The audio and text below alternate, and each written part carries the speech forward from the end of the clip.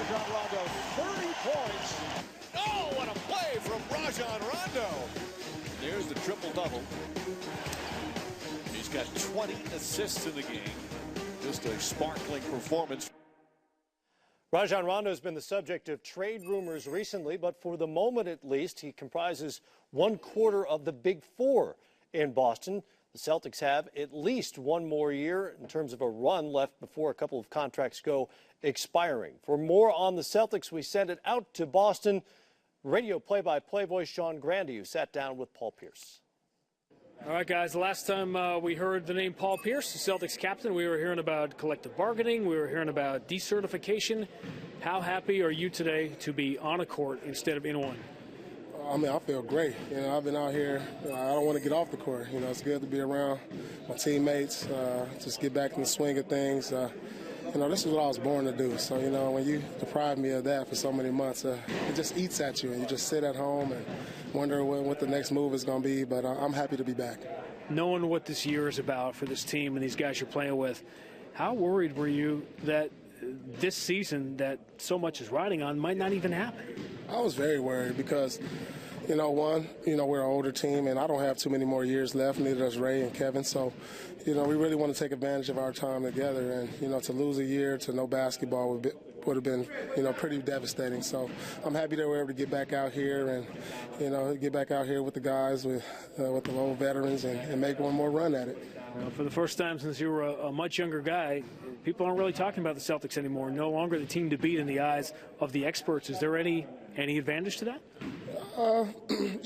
We've thrived as a favorite, and we can thrive as the underdog. It really doesn't matter, But I know at the end of the day, we're going to be right there in the mix with the top teams in the East and all of the NBA. So, but it feels good to kind of fly under the radar.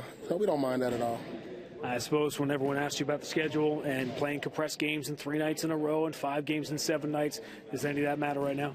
Well, the good thing about that is everybody has to go through it. So, there's no advantage one way or the other.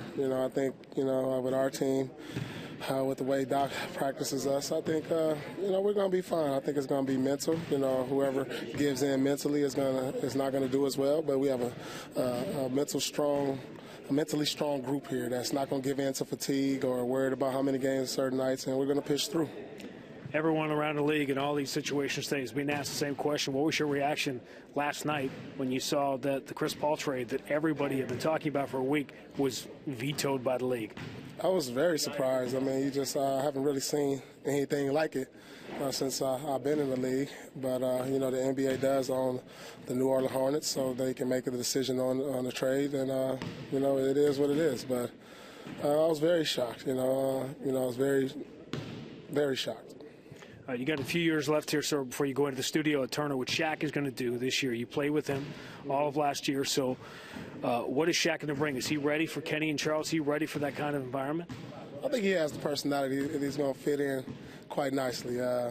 He adds another dimension to an already funny group, bringing a big fella in there. So, it'll be fun to watch. He's holding that spot for you, though, right? Yeah, he's holding it for me. I'll be there in a couple more years. So just keep the seat warm for me, big fella. But first, you'll see Paul Pierce and the Celtics Christmas Day on TNT, opening up against the New York Knicks. Guys? All right, Sean, just how big do they think this desk is? It can't have one across the hall at Studio J. Yeah, I mean, they're going to have to. The desk is going to have to be like 18 stories. It's going to be like for every player who wants to be on there, it's going to be like the Last Supper on Thursday night. I think it's going to guys lined up on either side. Sean Grande told us earlier on Friday that one of Doc Rivers' biggest concerns was not having to scrimmage with his guys because so few were under contract in Boston. At least one more has been added to the fold. Sekou, what you got? Some business going on in Boston as well. Jeff Green is going to be there this season on a one-year deal, likely to qualify an offer of $5.8 million. And also, guys changing locker rooms. Brandon Bass is coming to the Boston Celtics. Big Baby Davis, a fixture there in their title run and their playoff runs the last few years, is now going to Orlando. So it's going to be a little different shakeup in the Eastern Conference for both those teams as well.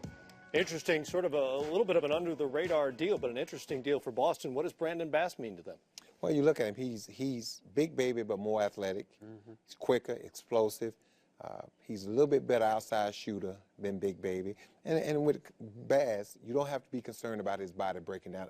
I mean, as great as Big Baby has played, you look at him and you're still waiting for his body to break down. If he don't stay on top of his conditioning, if he takes too much time off or if he doesn't work, then you're afraid that he can put the weight on and start having problems. So with Bass, I think that kind of alleviates that problem looking at his body type. You look at the Celtics and Ray Allen, Kevin Garnett, they've got deals coming up in the summer of 2012. There's at least one more year in that window. They've got to fill in some spots on the roster, obviously, but how tough and out are they come in the springtime? Listen, if Boston's healthy, they're going to be hard for anybody to beat. That's the bottom line. Listen, they're very good when they're all there. You know, they really don't have a weakness. They're still going to be very good defensively.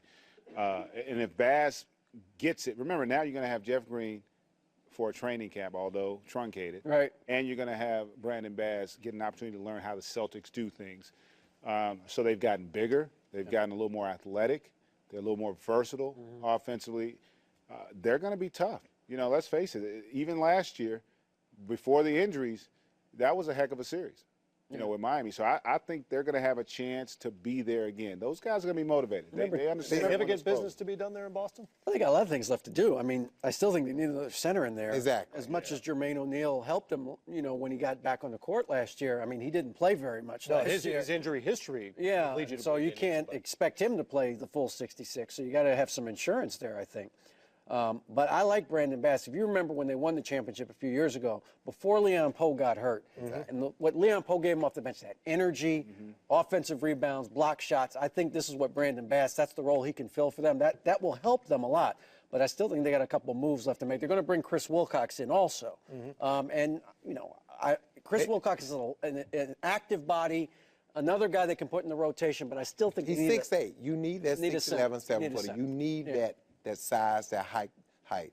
I mean, you got 2 6'8" guys in Green and Bass. You need a 6'11", 7-foot guy to come in with some size because Boston is a physical team. They want to beat you up over 4 to 8 minutes and wear you down for the fourth quarter.